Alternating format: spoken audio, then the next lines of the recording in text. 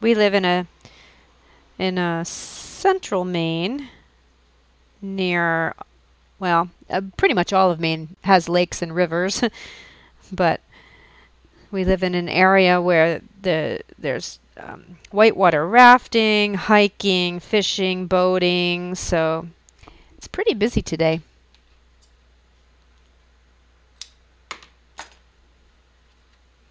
Everybody's trying to stay cool.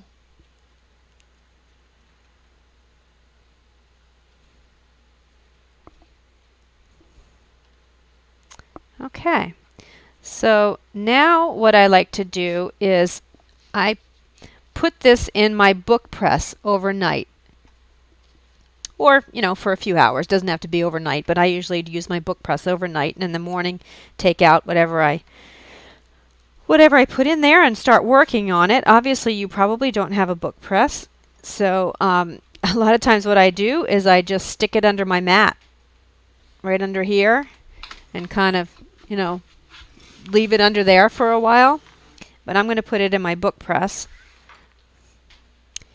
And then just so that this isn't extremely boring, I'm not going to do the second one. You already know how to do that. Put these somewhere so that they're nice and pressed, because glue can tend to warp chipboard too. So that's another reason where you can just stack some books on them. Put them under your cutting mat, anything, just to leave them flat. So here's two that I did yesterday.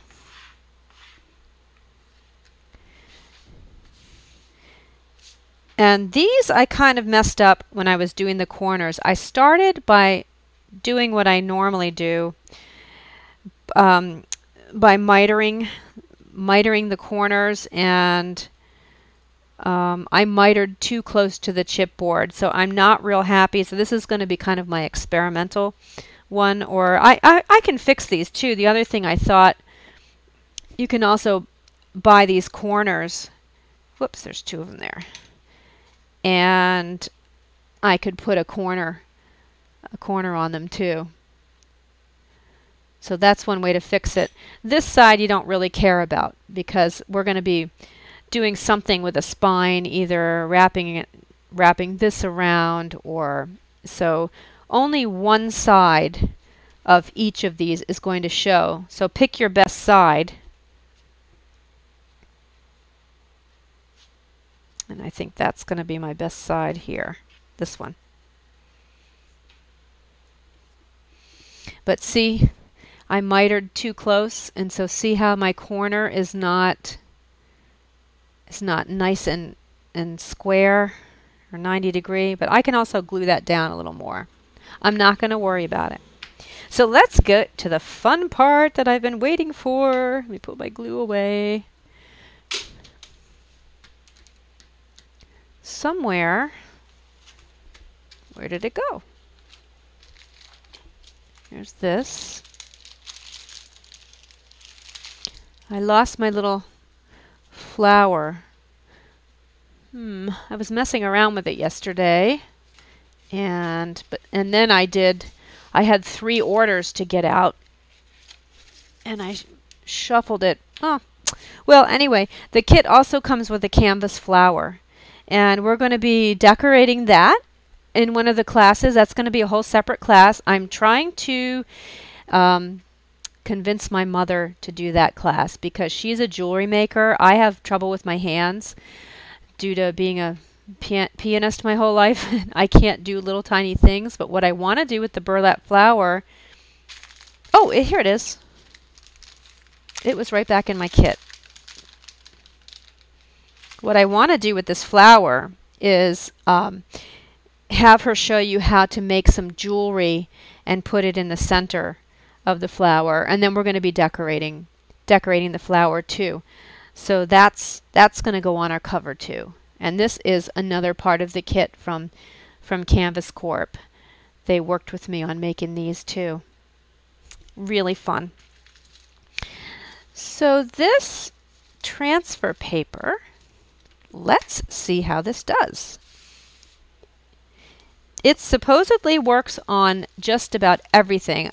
You can I've seen people, well, Canvas Corp has a video on demonstration on this, and they used, let me pull my chair in. I have a standing station, so I can stand most of the time, but I've been standing all morning. Okay.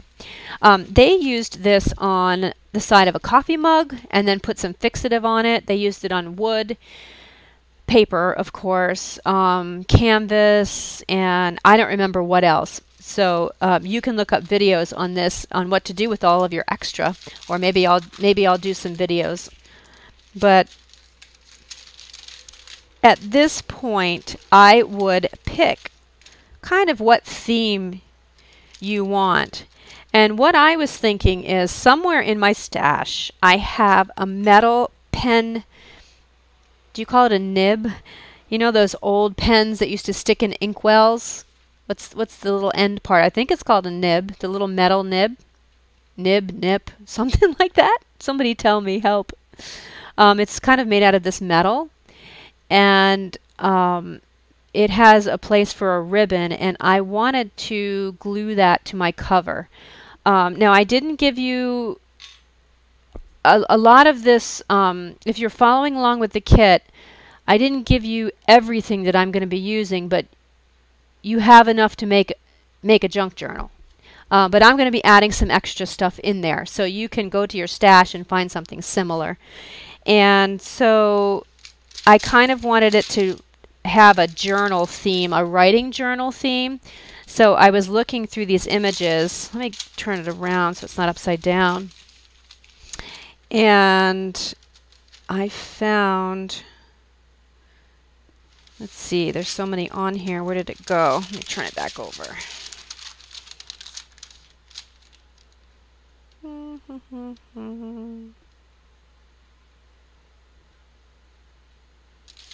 Now I can't find it. Oh, well, first of all, here's a pen, an old-fashioned pen. There are lots of wonderful sayings on here too that you can use. And oh, here it is. And this is an image that says office paste on it. And there's some artist paintbrushes and things like that. There are pen related things on here. So here's a big one here. And I think that's too big for this book. So that's kind of the theme that I'm going for. Definitely get creative on your own in terms of what you want to do for your cover, and think about what the theme is. There's enough vintage images on here. There's enough images on here to kind of do a sewing theme, which would be really nice. There's some, I think there's some food related items. I see some milk cans. This says cake pans. I'm reading that upside down. Cakes. Yeah, cakes.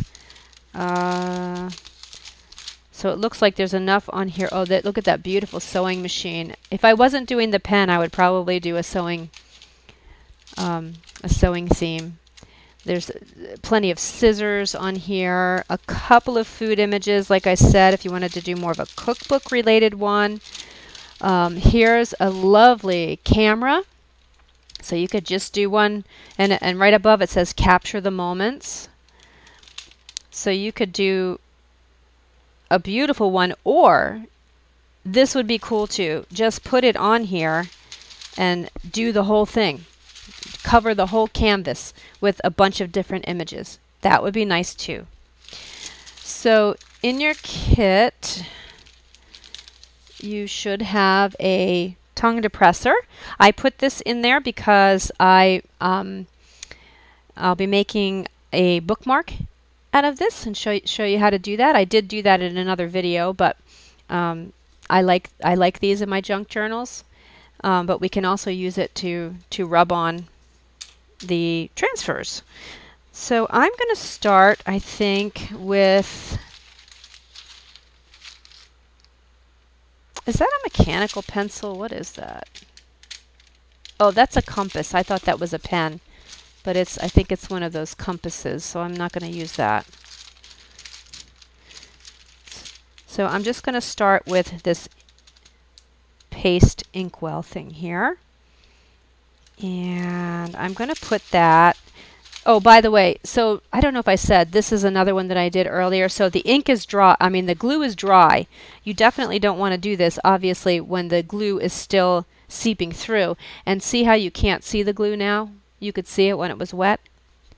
Another option, if you don't want to do the transfers, is cover this with gesso, and then you can paint it or draw on it. I cannot paint or draw, so I go with these kind of things. I can't even draw stick people. All right, so I'm going to go ahead and cut this out. Carefully cut around all these images.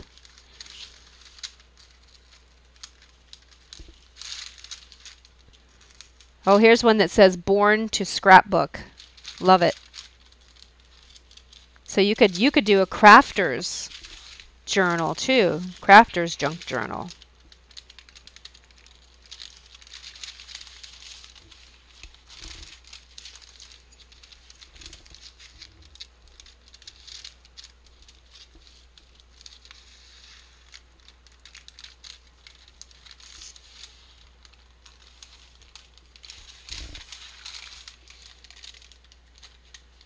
I'm trying to do this on camera and not ruin any of these other beautiful images at the same time.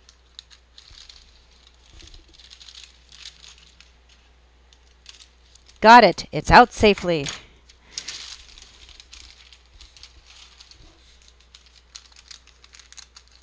Okay. Now, because this is canvas, the image isn't going to be perfect, but that's sort of what we want in a junk journal. We want it to look vintagey and loved and used. If you want to make more of a mini album type thing, or have this be more pristine on the front, again, cover it with gesso, and then put your transfer on, and it will go on very nicely. So this is, because this canvas is grooved, is textured, then this is going to look textured when it goes on, which I'm fine with. I'm going to put it here because I'm accounting for the flower that's going to go on, and also a little bit of something, I don't know what yet, is going to go over here. And I don't like things centered, so I'm going to start over here with this first image, and let's see how this does. You know what? It's a little wonky, so I'm going to tape down so it doesn't slide all over the place. Just tape down a couple of the corners.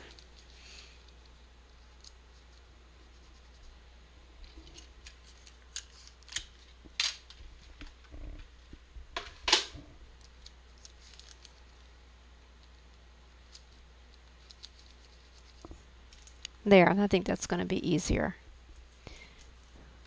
And let's go! I've been anxiously waiting to do this.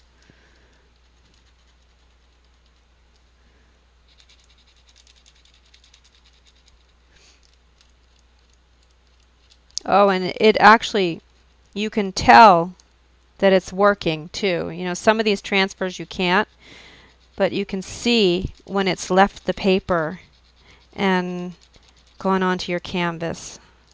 So that's nice. And I'm not having to press very hard either. These go onto the canvas very nicely, very easily.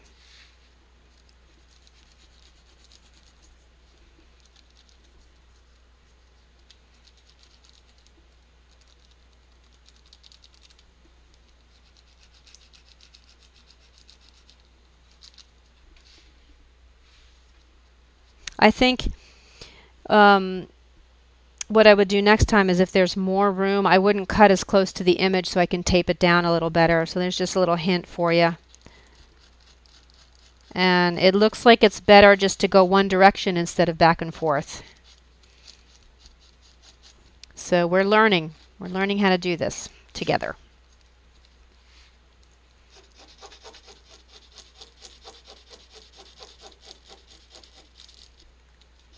Oops, it just slid. Yeah. Okay.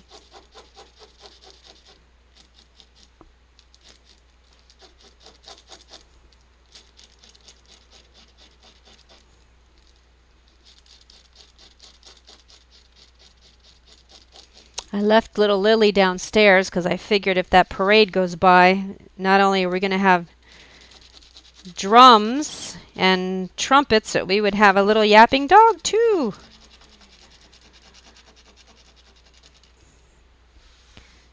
But I'm going to have to bring her upstairs soon because I'm concerned about her in that heat. We only have the AC upstairs.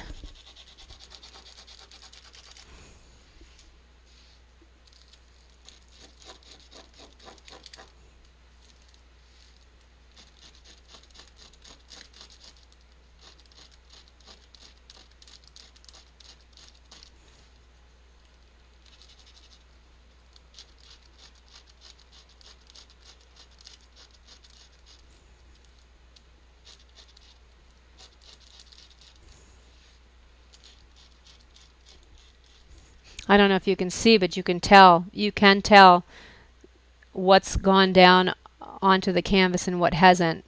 I like that about this transfer paper.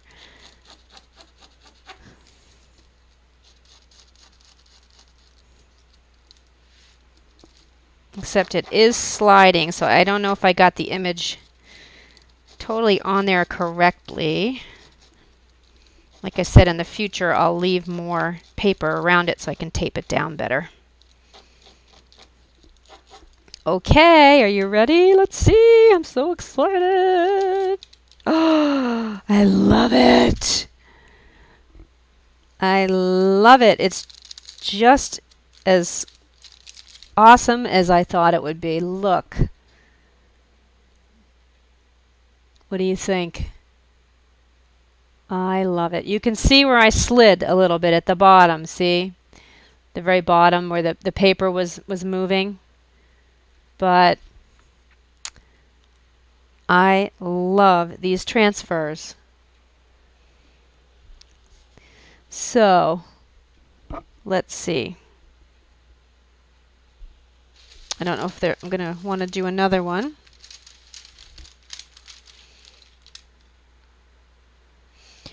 I think I won't do another one because I want to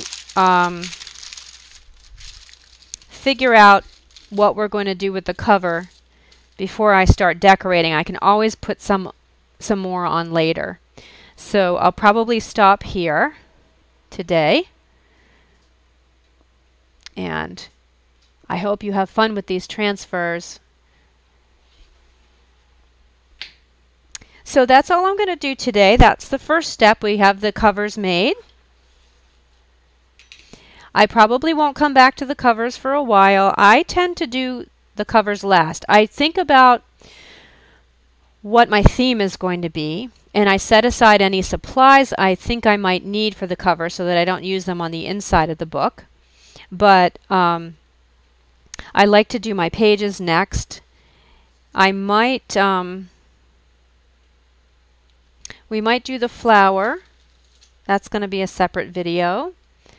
And one of the, then, oh, so with the, when I start decorating the inside pages, one of the things I'm going to do is they're going to be short videos for the most part. I'm just going to do one page at a time. And what you're going to get, and I have to figure out how I'm going to do this, but what you're going to get is something that you can print off, a template that you can print off for each junk journal page that I do. And then at the end of the series, you'll have a nice little book of templates or recipes that you can go to and crank out some books. So this is going to be a real useful series, I think. And I have to figure out how to get you all a file. Maybe I can attach it below. I'm gonna work on that before the next video. But that's how the series is going to work. So you'll have downloadable templates that you can use and put in a book. That it's kind of like, do you remember the old scrapbook recipes they used to call them, where they'd have a drawing. It would be like a, no, I don't have any scrap paper around, but there'd be like a circle with a title and a box, and it would kind of show you how to lay the scrapbook page out. That's similar to what I'm going to do with the junk journal pages. So I hope that the series is going to be real useful for you. Make sure you subscribe down below so that you don't miss any of the videos coming up, and so that you can watch the whole series. And I'd appreciate it if you would like the video. Thank you very much for watching, and I will see you in the next video. Bye!